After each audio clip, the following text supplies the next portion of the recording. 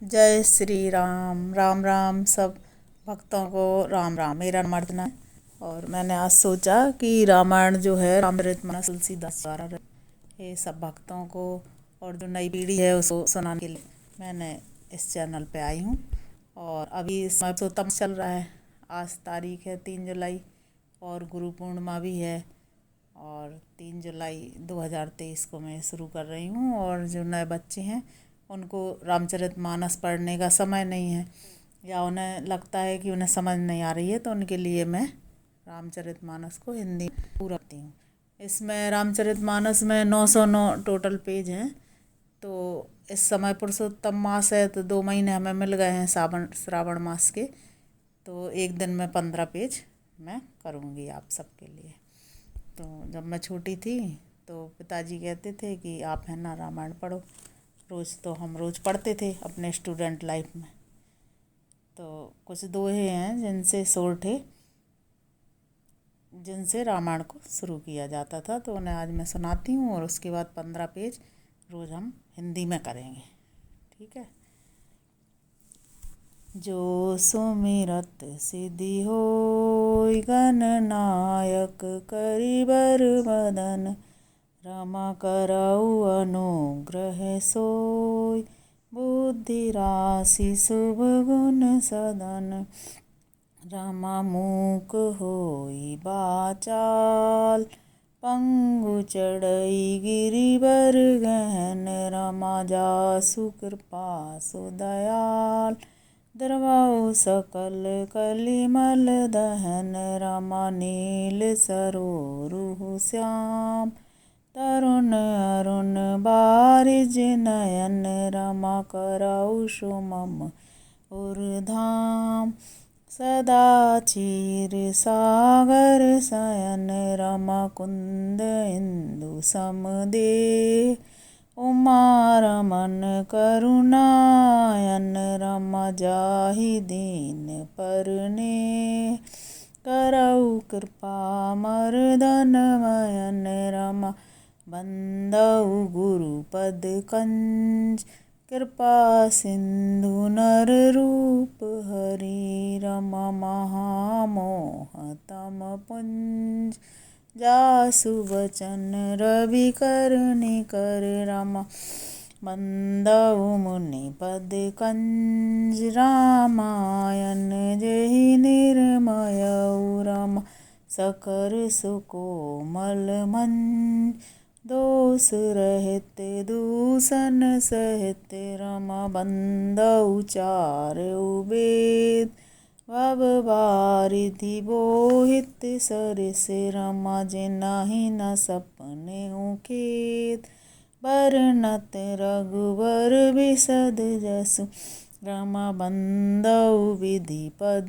रैन भव सागर जेहि कीन जह, रमा संत सुधा शशि धैन प्रगटे खल विष वारिणी, रमा बंदऊ अवध भुआल सत प्रेम जेहि राम पद, रमा बिछुरत दीन दयाल प्रिय तनु तृण एव परिहरऊ, रमा प्रणवऊ पवन कुमार खलवन पावक ज्ञान घन, रमा जासु हृदय आगार बसहि राम सर चाप दर।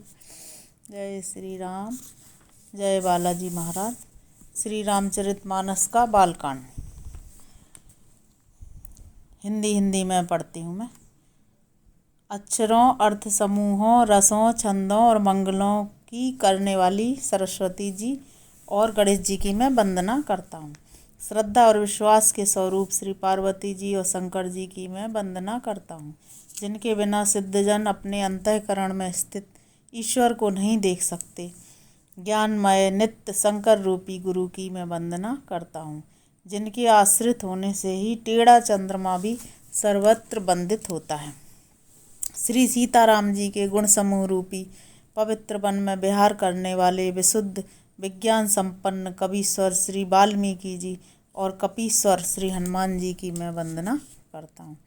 उत्पत्ति, स्थिति और संहार करने वाली, क्लेशों को हरने वाली तथा संपूर्ण कल्याणों की करने वाली श्री रामचंद्र जी की प्रियतमा श्री सीता जी को मैं नमस्कार करता हूँ, जिनकी माया के वशीभूत संपूर्ण विश्व ब्रह्मादि देवता और असुर हैं, जिनकी सत्ता से रस्सी में सर्प के भ्रम की भांति यह सारा दृश्य जगत सत्य ही प्रतीत होता है, और जिनके केवल चरण ही भवसागर से तरने की इच्छा वालों के लिए एकमात्र नौका है। उन समस्त कारणों से परे राम कहाने वाले भगवान हरि की मैं वंदना करता हूँ। अनेक पुराण, वेद और शास्त्र से सम्मत तथा जो रामायण में वर्णित हैं और कुछ अन्यत्र से भी उपलब्ध श्री रघुनाथ जी की कथा को तुलसीदास अपने अंतःकरण के सुख के लिए अत्यंत मनोहर भाषा रचना में विस्तृत करते हैं, जिन्हें स्मरण करने से सब कार्य सिद्ध होते हैं। जो गणों के स्वामी और सुंदर हाथी के मुख वाले हैं, वे ही बुद्धि के राशि और शुभ गुणों के धाम गणेश जी मुझ पर कृपा करें। जिनकी कृपा से गूंगा बहुत सुंदर बोलने वाला हो जाता है और लंगड़ा लूला दुर्गम पहाड़ पर चढ़ जाता है, वे कलयुग के सब पापों को जला डालने वाले दयालु मुझ पर द्रवित हों। जो नील कमल के समान श्याम वर्ण हैं, पूर्ण खिले हुए लाल कमल के समान जिनके नेत्र हैं, और जो सदा क्षीर सागर पर शयन करते हैं, वे भगवान नारायण मेरे हृदय में निवास करें। जिनका कुंद के पुष्प और चंद्रमा के समान शरीर है, जो पार्वती जी के प्रियतम और दया के धाम है, और जिनका दीनों पर स्नेह है, वे कामदेव का मर्दन करने वाले शंकर जी मुझ पर कृपा करें। मैं उन गुरु महाराज के चरण कमल की वंदना करता हूँ, जो कृपा के समुद्र और नर रूप में श्री हरि ही हैं, और जिनके वचन महामोह रूपी घने अंधकार के नाश करने के लिए सूर्य किरणों के समूह हैं। मैं गुरु महाराज के चरण कमलों की चरण की रज की वंदना करता हूँ, जो सुरुचि, सुगंध तथा अनुराग रूपी रस से पूर्ण है। वह अमर मूल संजीवनी जड़ी का सुंदर चूर्ण है, जो संपूर्ण भव रोगों के परिवार को नाश करने वाला है। वह रज सुकृति रूपी शिवजी के शरीर पर सुशोभित निर्मल विभूति है और सुंदर कल्याण और आनंद की जननी है। भक्त के मन रूपी सुंदर दर्पण के मैल को दूर करने वाली और तिलक करने से गुणों के समूह को बस में करने वाली हैं। श्री गुरु महाराज के चरण नखों की ज्योति मणियों के प्रकाश के समान है, जिसके स्मरण करते ही हृदय में दिव्य दृष्टि उत्पन्न हो जाती है। वह प्रकाश अज्ञान रूपी अंधकार का नाश करने वाला है। वह जिसके हृदय में आ जाता है उसके बड़े भाग्य हैं। उसके हृदय में आते ही हृदय के निर्मल नेत्र खुल जाते हैं और संसार रूपी रात्रि के दोष दुख मिट जाते हैं। एवं श्री रामचरित्र रूपी मणि और माणिक गुप्त और प्रगट जहाँ जो जिस खान में है सब दिखाई पड़ने लगते हैं। जैसे सिद्धांजन को नेत्रों में लगाकर साधक सिद्ध और सजान पर्वतों, वनों और पृथ्वी के अंदर कौतुक से ही बहुत सी खानें देखते हैं। श्री गुरु महाराज के चरणों की रज कोमल और सुंदर नयनामृत अंजन है, जो नेत्रों के दोषों का नाश करने वाला है, और उस अंजन से विवेक रूपी नेत्रों को निर्मल करके मैं संसार रूपी बंधन से छुड़ाने वाले श्री रामचरित्र का वर्णन करता हूँ। पहले पृथ्वी के देवता ब्राह्मणों के चरणों की वंदना करते हैं, जो अज्ञान से उत्पन्न सब संदेहों को हरने वाले हैं। फिर सब गुणों की खान संत समाज को प्रेम सहित सुंदर वाणी से प्रणाम करते हैं। संतों का चरित्र कपास के चरित्र के समान शुभ है, जिसका फल नीरस, विशद और गुणमय होता है। कपास की डोडी नीरस होती है, संत चरित्र में भी विषयासक्ति नहीं है, इससे वह भी नीरस है। कपास उज्ज्वल होता है, संत का हृदय भी अज्ञान और पाप रूपी अंधकार से रहित होता है, इसलिए वह विशद है। और कपास में गुण होते हैं, इसी प्रकार संत का चरित्र भी सद्गुणों का भंडार होता है, इसलिए वह गुणमय है। जैसे कपास का धागा सुई के किए हुए छेद को अपना तन देकर ढक देता है, अथवा कपास जैसे लोड़े जाने, काते जाने और बुने जाने का कष्ट सहकर भी वस्त्र के रूप में परिणत होकर दूसरों के गोपनीय स्थानों को ढकता है, उसी प्रकार संत स्वयं दुख सहकर दूसरों के छिद्रों दोषों को ढकता है, जिसके कारण उसने जगत में वंदनीय यश प्राप्त किया है।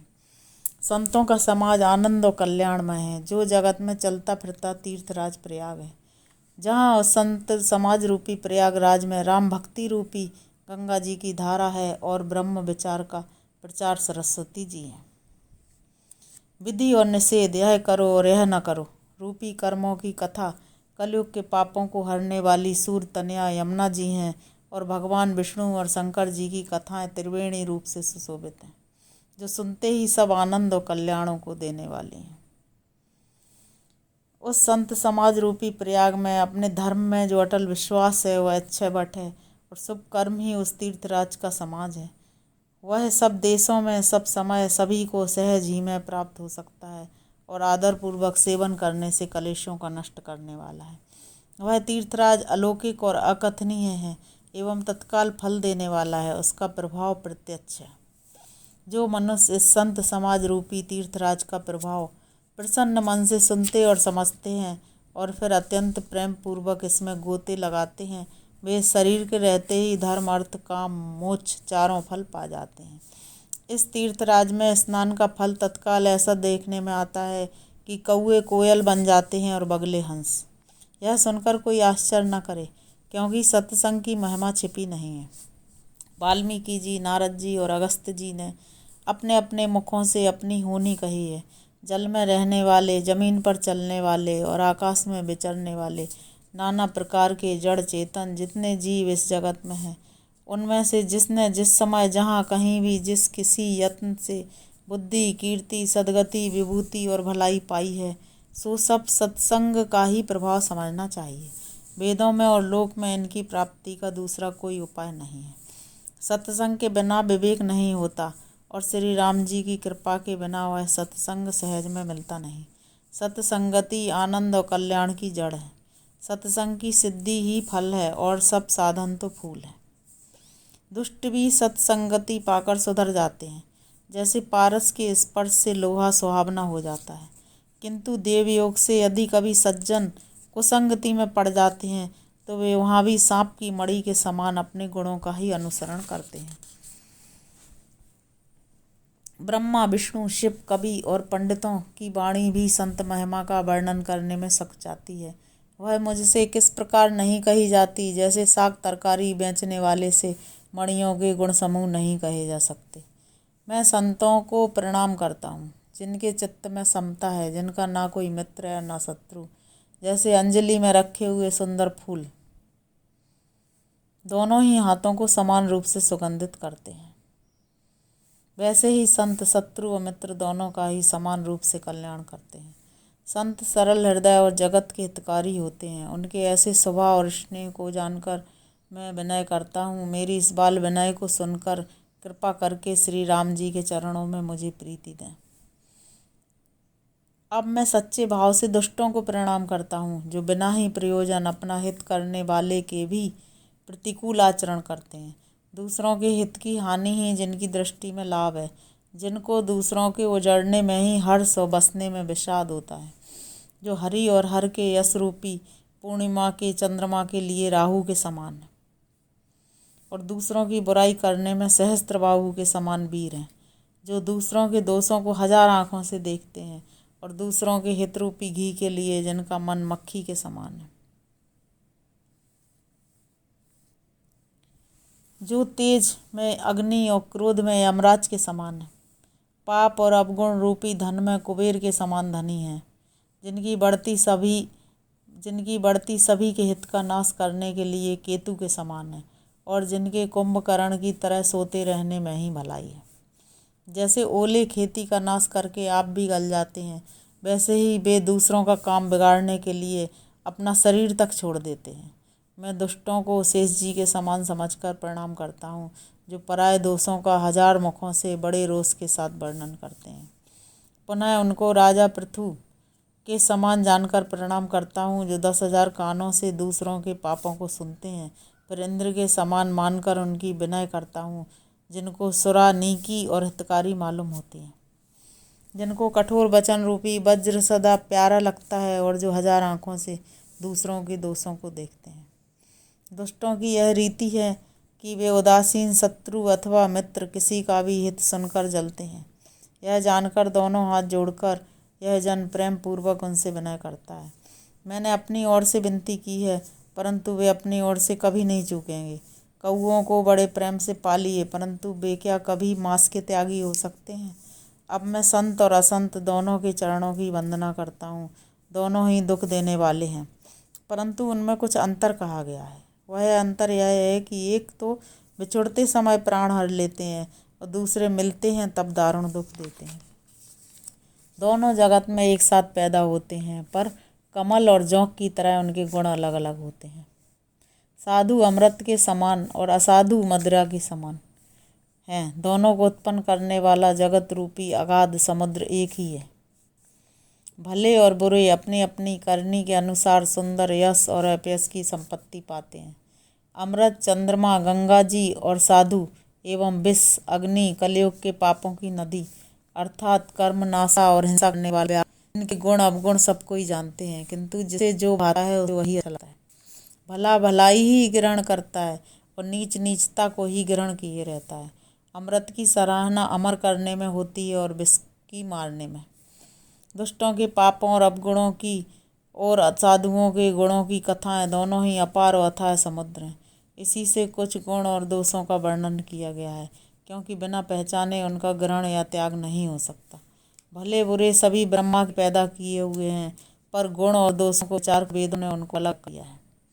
वेद, इतिहास और पुराण कहते हैं कि ब्रह्मा की यह सृष्टि गुण अवगुणों से सनी हुई है। दुख सुख, पाप पुण्य, दिन रात, साधु असाधु, सुजाति कुजाति, दानव देवता, ऊंच नीच, अमृत विष, जीवन मृत्यु, ब्रह्माया ब्रह्मा, जीव ईश्वर, संपत्ति दरिद्रता, रंक राजा, काशी मगध, गंगा कर्मनाशा, मारवाड़ मालवा, ब्राह्मण कसाई, स्वर्ग नरक, अनुराग बैराग, ये सभी पदार्थ ब्रह्मा की सृष्टि में है। वेद शास्त्रों ने उनके गुण दोषों का विभाग कर दिया है। विधाता ने इस जड़ चेतन विश्व को गुण दोषमय रचा है, किंतु संत रूपी हंस दोष रूपी जल को छोड़कर गुण रूपी दूध को ही ग्रहण करते हैं। विधाता जब इस प्रकार का विवेक देते हैं, तब दोषों को छोड़कर मन गुणों में अनुरक्त होता है। काल, स्वभाव और कर्म की प्रबलता से भले लोग भी माया के बस में होकर कभी कभी भलाई से चूक जाते हैं। भगवान के भक्त जैसे उस चूक को सुधार लेते हैं और दुख दोषों को मिटाकर निर्मल यश देते हैं, वैसे ही दुष्ट भी कभी कभार उत्तम संग पाकर भलाई करते हैं, परंतु उनका कभी भंग न होने वाला मलिन स्वभाव नहीं मिटता। जो ठग हैं उन्हें भी अच्छा वेश बनाए देखकर वेश के प्रताप से जगत पूजता है, परंतु एक न एक दिन वे चौड़े आ ही जाते हैं। अंत तक उनका कपट नहीं निभता, जैसे कालनेमी रावण और राहु का हाल हुआ। बुरा वेश बना लेने पर भी साधु का सम्मान ही होता है, जैसे जगत में जामवान और हनुमान जी का हुआ। बुरे संग से हानि और अच्छे संग से लाभ होता है, यह बात लोक और वेद में है और सभी लोग इसको जानते हैं। पवन के संग से धूल आकाश पर चढ़ जाती है और वही नीच जल के संग से कीचड़ में मिल जाती है। साधु के घर के तोता मैना राम राम सिमरते हैं और असाधु के घर के तोता मैना गिन गिन कर गालियाँ देते हैं। कुसंग के कारण धुआं कालिक कहलाता है, वही धुआं सुंदर स्याही होकर पुराण लिखने के काम में आता है, और वही धुआं जल, अग्नि और पवन के संग से बादल होकर जगत को जीवन देने वाला बन जाता है। ग्रह, औषधि, जल, वायु और वस्त्र, ये सब भी कुसंग और सुसंग को पाकर संसार में बुरे और भले पदार्थ हो जाते हैं। चतुर एवं विचारशील पुरुष ही इस बात को जान पाते हैं। महीने के दोनों पखवाड़ों में उजियाला और अंधेरा समान ही रहता है, परंतु विधाता ने इनके नाम में भेद कर दिया है। एक को चंद्रमा का बढ़ाने वाला और दूसरे को उसका घटाने वाला समझकर जगत ने एक को सुयश और दूसरे को अपयश दे दिया। जगत में जितने जड़ और चेतन जीव हैं, सबको राममय जानकर मैं उन सबके चरण कमलों की सदा दोनों हाथ जोड़कर वंदना करता हूँ। देवता, दैत्य, मनुष्य, नाग, पक्षी, प्रेत, पितर, गंधर्व, किन्नर और निशाचर, सबको मैं प्रणाम करता हूँ। अब सब मुझ पर कृपा कीजिए।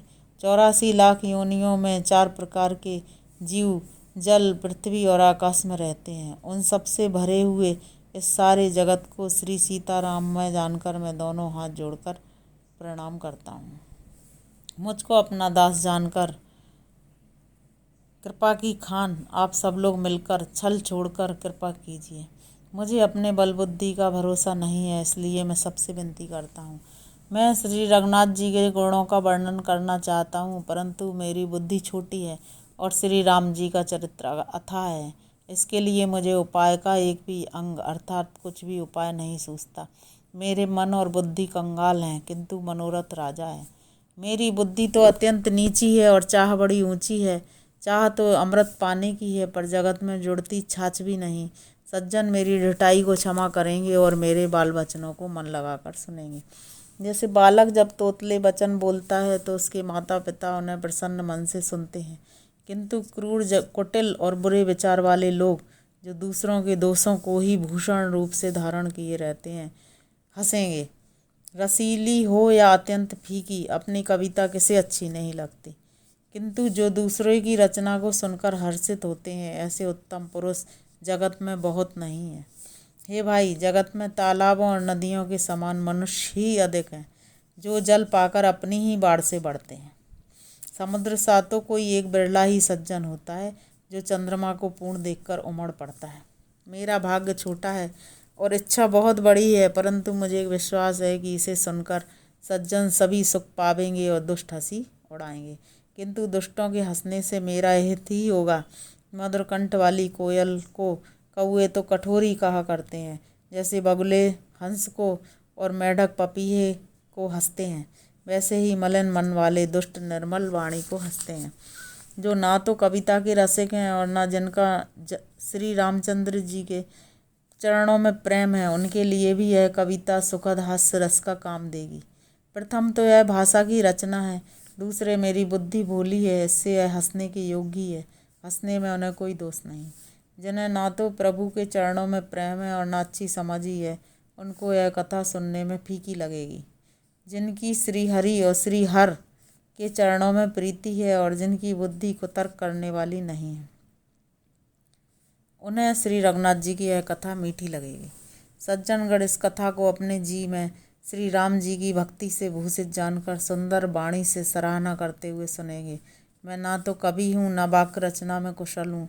मैं तो सब कलाओं तथा सब विद्याओं से रहित हूँ। नाना प्रकार के अक्षर, अर्थ और अलंकार, अनेक प्रकार की छंद रचना, भावों और रसों के अपार भेद और कविता के भांति भांति के गुणदोष होते हैं। इनमें से काव्य संबंधी एक भी बात का ज्ञान मुझ में नहीं है। यह मैं कोरे कागज पर लिखकर सत्य सत्य कहता हूँ। मेरी रचना सब गुणों से रहित है, इसमें बस जगत सिद्धि एक गुण है। उसे विचार कर अच्छी बुद्धि वाले पुरुष जिनके निर्मल ज्ञान है उसको सुनेंगे। इसमें श्री रघुनाथ जी का उदार नाम है, जो अत्यंत पवित्र है, वेद पुराणों का सार है, कल्याण का भवन है और मंगलों को हरने वाला है, जिसे पार्वती जी सहित भगवान शिव जी सदा जपा करते हैं। जो अच्छे कवि के द्वारा रची हुई बड़ी अनूठी कविता है, वह भी राम नाम के बिना शोभा नहीं पाती। जैसे चंद्रमा के समान मुख वाली सुंदर स्त्री सब प्रकार से सुसज्जित होने पर भी वस्त्र के बिना शोभा नहीं देती, इसके विपरीत कुकवि द्वारा रची हुई सब गुणों से रहित कविता को भी राम के नाम एवं यश से अंकित जानकर बुद्धिमान लोग आदर पूर्वक कहते और सुनते हैं, क्योंकि संतजन भौरे की भांति गुण ही को ग्रहण करने वाले होते हैं। यद्यपि मेरी इस रचना में कविता का एक भी रस नहीं है, तथापि इसमें श्री राम जी का प्रताप प्रकट है। मेरे मन में यही एक भरोसा है, भले संग से भला किसने बड़प्पन नहीं पाया।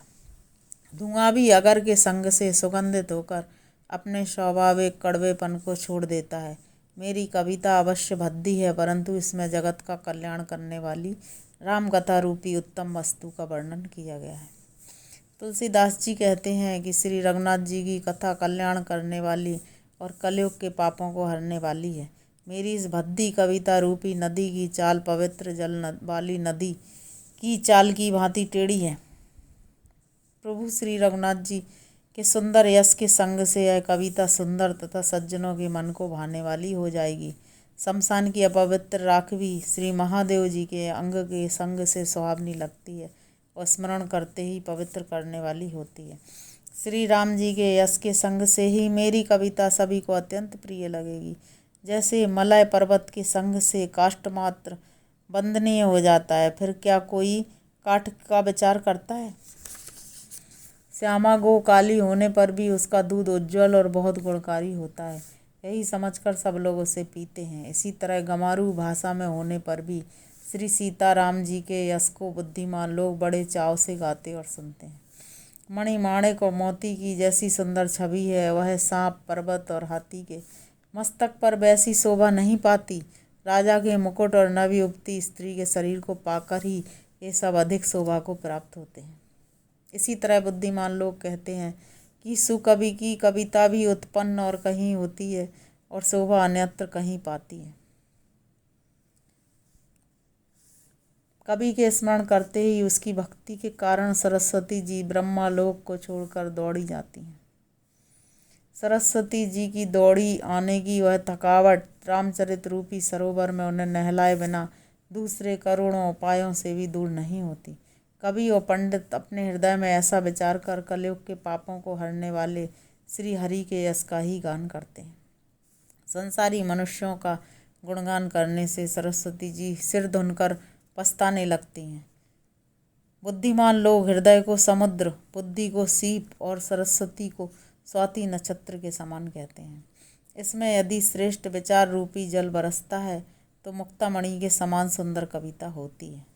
उन कविता रूपी मुक्तामणियों को युक्ति से वेद कर फिर श्री रामचरित्र रूपी सुंदर तागे में पिरोकर सज्जन लोग अपने निर्मल हृदय में धारण करते हैं, जिससे अत्यंत अनुराग रूपी शोभा होती है। जो कराल कलयुग में जन्मे हैं और जिनकी करनी कौए के समान है और बेस हंस का सा है, जो वेद मार्ग को छोड़कर कुमार्ग पर चलते हैं, जो कपट की मूर्ति और कलयुग के पापों के भाड़े हैं, जो श्री राम जी के भक्त कहलाकर लोगों को ठगते हैं, जो धन, क्रोध और काम के गुलाम हैं, और जो धींगा धींगी करने वाले धर्मध्वजी और कपट के धंधों का बोझ ढोने वाले हैं। संसार के ऐसे लोगों में सबसे पहले मेरी गिनती है। यदि मैं अपने सब अपगुणों को कहने लगूं तो कथा बहुत बढ़ जाएगी और मैं पार नहीं पाऊंगा। इससे मैंने बहुत कम अपगुणों का वर्णन किया है, बुद्धिमान लोग थोड़े ही में समझ लेंगे। मेरी अनेकों प्रकार की विनती को समझकर कोई भी इस कथा को सुनकर दोष नहीं देगा। इतने पर भी जो शंका करेंगे वे तो मुझसे भी अधिक मूर्ख और बुद्धि के कंगाल हैं। मैं ना तो कवि हूँ न चतुर कहलाता हूँ, अपनी बुद्धि के अनुसार श्री राम जी के गुण गाता हूँ। कहाँ तो श्री रघुनाथ जी के अपार चरित्र, कहाँ संसार में आसक्त मेरी बुद्धि। जिस हवा से सुमेरु जैसे पहाड़ उड़ जाते हैं, कहिए तो उसके सामने रुई किस गिनती में है। श्री राम जी की असीम प्रभुता को समझकर कथा रचने में मेरा मन बहुत हिचकता है। सरस्वती जी, शेष जी, शिव जी, ब्रह्मा जी, शास्त्र, वेद और पुराण ये सब नेति नेति कहकर सदा जिनका गुणगान किया करते हैं। जय श्री राम। आज 15 पेज हो गए हैं, अब कल हम अगले 15 पेज पढ़ेंगे। और ये तुलसीदास जी ने बताया है आज अपने बारे में कि मैं तो कुछ भी नहीं हूँ, लेकिन राम का गुणगान, रामचरित्र का गुणगान करता हूँ। जय श्री राम।